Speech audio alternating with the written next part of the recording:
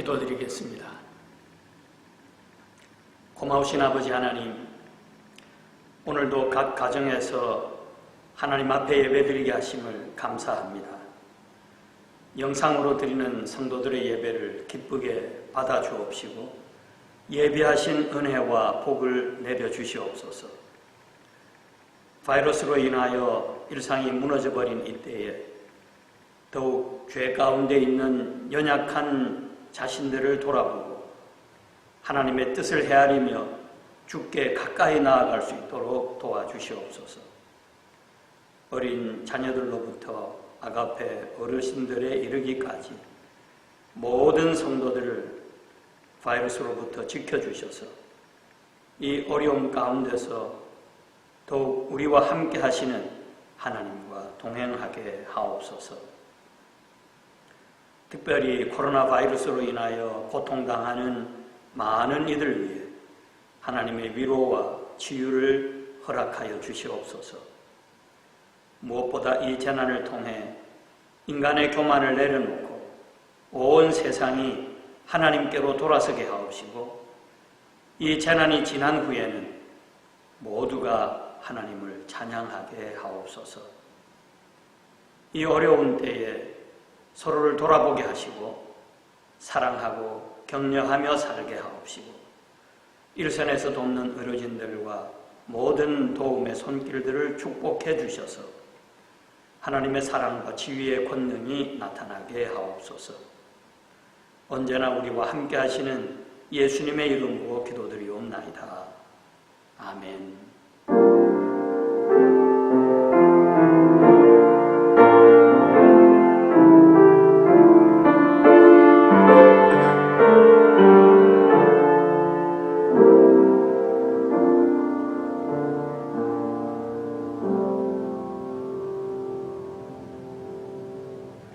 하나님의 말씀 여호수아 3장 1절로 6절까지 말씀입니다. 다 같이 봉독하겠습니다. 또 여호수아가 아침에 일찍이 일어나서 그와 모든 이스라엘 자손들과 더불어 시딤에서 떠나 요단에 이르러 건너가기 전에 거기서 유숙하니라. 사흘 후에 관리들이 진중으로 두루다니며 백성에게 명령하여 이르되 너희는 레위 사람 제사장들이 너희 하나님 여호와의 언약궤 매는 것을 보거든 너희가 있는 곳을 떠나 그 뒤를 따르라. 그러나 너희와 그 사이 거리가 2000규빗쯤 되게 하고 그것에 가까이 하지는 말라. 그리하면 너희가 행할 길을 알리니 너희가 이전에 이 길을 지나보지 못하였음이니라 하니라. 여호수아가 또 백성에게 이르되 너희는 자신을 성결하게 하라. 여호와께서 내일 너희 가운데에 기이한 일들을 행하시리라. 여호수아가 또 제사장들에게 말하여 이르되 언약궤를 메고 백성에 앞서 건너라 하며 곧 언약궤를 메고 백성에 앞서 나아가니라. 아멘. 오늘은 지나보지 못한 길에 대해서 말씀드리고자 합니다. 내일 일을 알지 못하는 우리 인생은 하루하루 지나지 못한 새로운 길을 가고 있습니다. 지나지 못한 인생의 길, 어떻게 가야 하는지 여호수아를 통해 배울 수 있기를 바랍니다. 여호수아가 이끄는 이스라엘 백성들이 40년 광야길을 지나 마침내 목적지인 약속의 땅 가나안을 눈앞에 두게 되었습니다. 이제 요단강만 지나면 가나안입니다. 때는 봄이었고 요단강물은 불어날 대로 불어나 있었습니다. 배도 없고 다리도 없습니다. 40년 광야길 고생하면서 여기까지 와서 이제 약속의 땅 눈앞에 두게 되었는데 범람하고 있는 요단강이 그들의 발목을 잡았습니다. 빠른 물살은 무엇이라도 삼켜버릴 듯 쏜살같이 흘러내립니다. 어린이들, 여인들, 노인들과 함께 그 강을 건넌다는 건 상상도 못할 일이었습니다. 어떻게 해볼 도리가 없었습니다. 얼마나 낙심이 되었겠습니까? 꿈이 컸던 만큼 실망도 컸을 것입니다. 시간이 지날수록 백성들의 한숨 소리도 커지고 여기저기 불평과 원망의 소리도 들리기 시작했을 것입니다. 따가운 시선이 지도자 여호수아에게로 쏠렸겠지요. 그때 여호수아의 마음이 어땠을까요? 막중한 부담감, 당혹감, 불안감, 무력감이 그를 엄습했을 것입니다. 그렇게 여호수아에게 위기 상황, 한계 상황이 닥쳤던 것입니다. 지나보지 못한 그 길에서 부딪힌 위기와 한계 상황에서 여호수아가 어떻게 했을까요?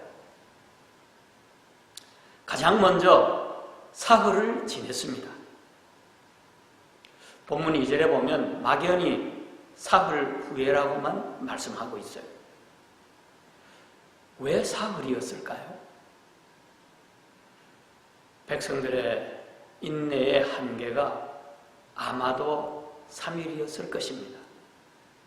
그냥 그대로 4일째가 되었더라면 폭동이 일어났을지도 모르죠. 그래 3일을 넘기지 말았어야 했을 것입니다. 또 그 3일은 여호수아가 마음에 먹구름을 몰아내고 급한 충동을 가라앉히고 평정을 되찾고 믿음으로 마음을 재무장하는 데 꼭 필요한 시간이었으리라 봅니다. 마치 십자가에서 부활까지 3일이 필요했던 것처럼 인생의 한계 상황에서 여호수아도 그 3일이 필요했던 것입니다. 여호수아에게 그 3일은 자신을 내려놓고 하나님을 집중해서 바라보는 시간이었습니다. 과거에 함께 하신 하나님이 이 위기를 넘어 약속의 땅으로 인도해 주시리라 믿으며 주신 말씀을 마음에 새기고 또 새겼을 것입니다. 여호수아서 1장 5절 6절 말씀입니다. 내 평생에 너를 능히 대적할 자가 없으리니 내가 모세와 함께 있었던 것 같이 너와 함께 있을 것임이니라. 내가 너를 떠나지 아니하며 버리지 아니하리니 강하고 담대하라. 너는 내가 그들의 조상에게 맹세하여 그들에게 주리라 한 땅을 이 백성에게 차지하게 하리라. 여호수아는 이 약속의 말씀을 붙들고 씨름했을 것입니다. 진퇴양난의 위기 가운데서 그렇게 3일을 지낸 후 여호수아의 지도력은 빛을 발하기 시작했습니다. 여호수아서 3장 3절 오늘 본문 말씀입니다. 백성에게 명령하여 이르되 너희는 레위 사람 제사장들이 너희 하나님 여호와의 언약궤 매는 것을 보거든 너희가 있는 곳을 떠나 그 뒤를 따르라. 언약궤를 따르라는 것입니다.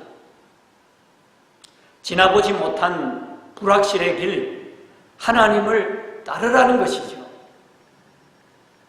누구나 할 수 있는 말 같지만 여호수아의 이 말은 사흘을 지난 믿음의 말이었기에 온 백성의 마음을 움직이고 그 발걸음을 옮길 수 있게 할 정도로 감동과 능력이 있었습니다.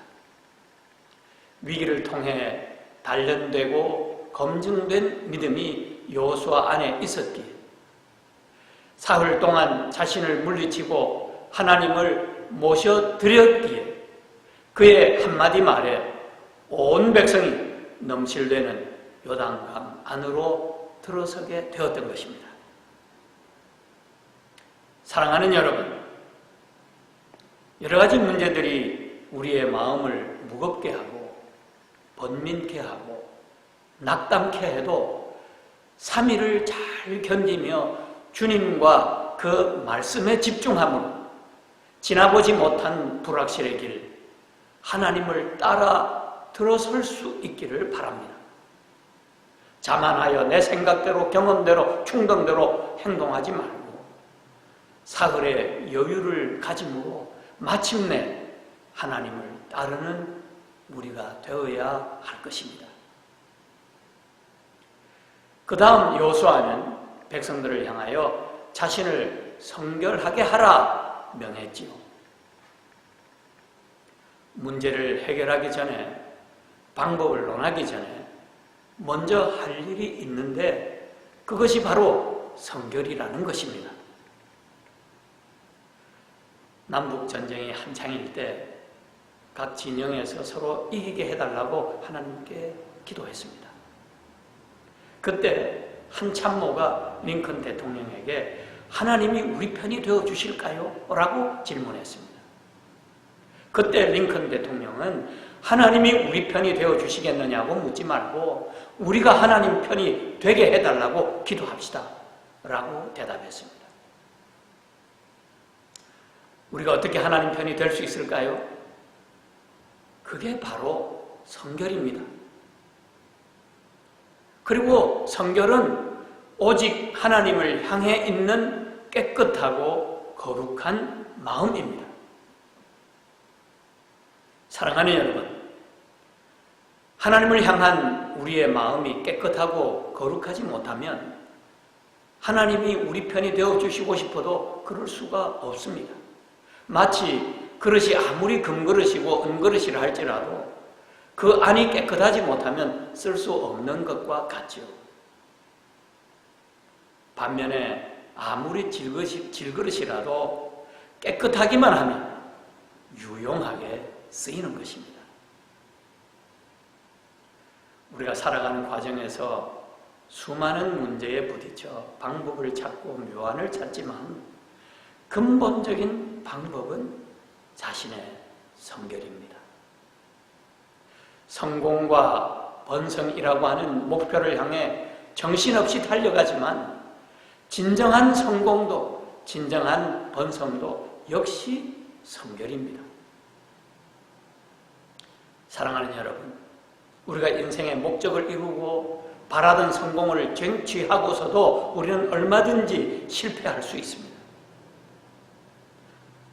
성취와 함께 교만이 부풀어 오르기 때문이지요. 그리고 교만은 하나님을 망각하고 나를 생각하는 이기심을 부르고 남을 무시하는 굳은 마음을 낳고 돈이면 다 된다고 하는 황금 만능주의를 초래합니다. 한마디로 교만이 우리의 마음을 흐리고 더럽게 만들어버리는 것입니다. 그래 교만이 패망의 선봉이요 성공이 교만의 미끼가 되는 것이지요. 그러므로 성공과 출세가 실패일 수 있음을 기억하고 삶의 목표를 재설정할 수 있기를 바랍니다.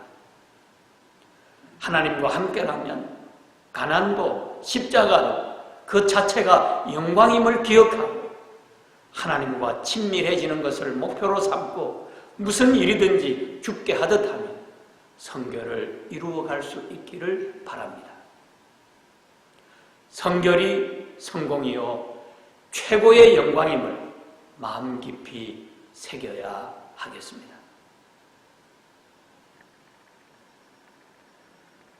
그러나 여러분, 성결에는 지름길이 없습니다.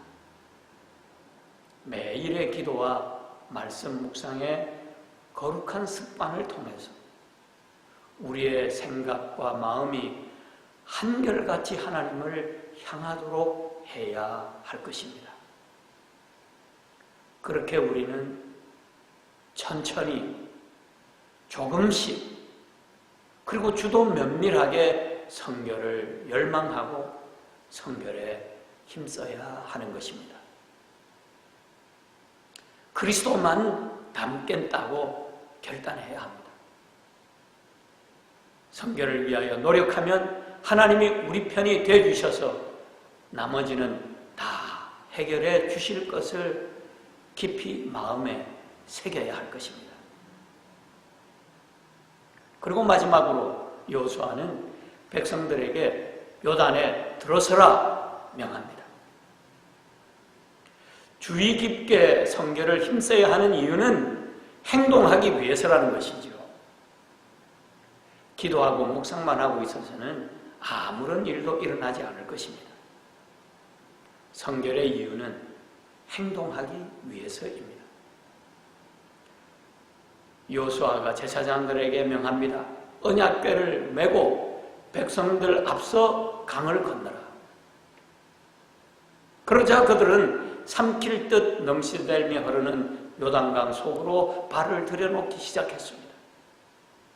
죽으면 죽으리라 하고 들여놓은 것이지요. 믿음의 한 걸음이요 신앙의 행동이었습니다. 하나님을 향해 열린 성결만이 할 수 있는 행동이었습니다. 우리는 문제가 생기면 주님 이 문제만 해결해 주시면 주님을 위해 뭐든지 하겠습니다. 그럽니다. 요단강을 건너게 해주시면 하겠다는 거죠. 그러나 하나님은 먼저 요단강에 들어서라 하십니다. 믿음의 한 걸음, 성결의 한 걸음을 보이라는 것이지요. 주님은 내가 믿으면 하나님의 영광을 보리라 말씀하십니다. 그러나 우리는 보면 믿겠다고 그럽니다. 여기에 문제가 있는 것입니다. 그래서는 위기와 한계 상황을 헤쳐나가지 못합니다. 인생을 우왕좌왕하면서 낭비할 뿐이지요. 요단 물가에 이르거든 들어서라 하나님의 말씀입니다. 언뜻 들으면 이해가 잘 안 됩니다. 그러나 제사장들이 순종할 때에 저들은 하나님의 인도하심을 체험하게 되었고 한계를 넘어 약속의 땅에 들어갈 수 있게 되었습니다. 물론 그 약속의 땅에서도 치러야 할 전쟁은 아직도 많이 남아 있었지만 순종을 통해 요단강을 걷는 사람들에게는 그건 성결을 위한 또 하나의 도전이요 모험일 뿐입니다. 도전을 극복하고 모험을 뛰어넘으면서 하나님을 경험하게 되고 성결은 다져지게 되는 것입니다. 식물학자들의 관찰에 의하면 씨앗이 땅을 뚫고 나오는 동안 적어도 3만 개의 상처를 입는다 그럽니다. 이런 고통과 고난을 극복하고서야 꽃을 피우고 열매를 맺는다는 것이죠. 우리가 이 바쁘고 복잡한 세상에서 하나님께 시선을 맞추고 그분께 성결의 열매를 드리는 것이 어찌 쉬운 일이겠습니까? 그러나 환경이 나쁘고 어둡고 암담하다고 결코 낙심하지 마십시다. 누구도 원망하지 마십시다. 감정에 사로잡혀 슬퍼하거나 자포자기하지 마십시다. 사랑하는 여러분, 사흘을 잘 견딥시다. 그 사흘 동안 충동을 누르고 본능을 잠재우며 마음을 하나님을 향해 여십시다. 무슨 일을 만나든지 그 일을 통해서 자신을 성결하게 하기로 결단하십시다. 그리고 주어지는 말씀 의지하고 온전히 언약궤를 따라가십시다. 그러면 우리 앞에 가나안이 열리는 은혜가 임할 줄로 믿습니다. 이런 복이 임하게 되기를 간절히 축복합니다. 기도하겠습니다. 하나님, 코로나19라는 요단강 앞에서 동동 발을 구르고 있는 우리에게 강을 건너고 지나보지 못한 인생길 가는 법 깨우쳐 주시니 감사합니다. 인생의 요단강 앞에서 사흘을 기다리며 하나님을 기다리고 하나님을 향해 열린 성결을 준비하며 불확실한 인생길 하나님을 따라갈 수 있도록 도와주시옵소서. 그렇게 하나님과 친밀하게 교제하며 사는 가나안에 속히 들어갈 수 있도록 복을 내려 주시옵소서. 지금은 주 예수 그리스도의 은혜와 하나님의 사랑과 성령님의 교통하심이 성결을 이루어 지금까지 지나보지 못한 진정으로 하나님과 동행하는 삶을 살기 원하는 성도들 위해 영원토록 함께 하시기를 간절히 축원하옵나이다. 아멘.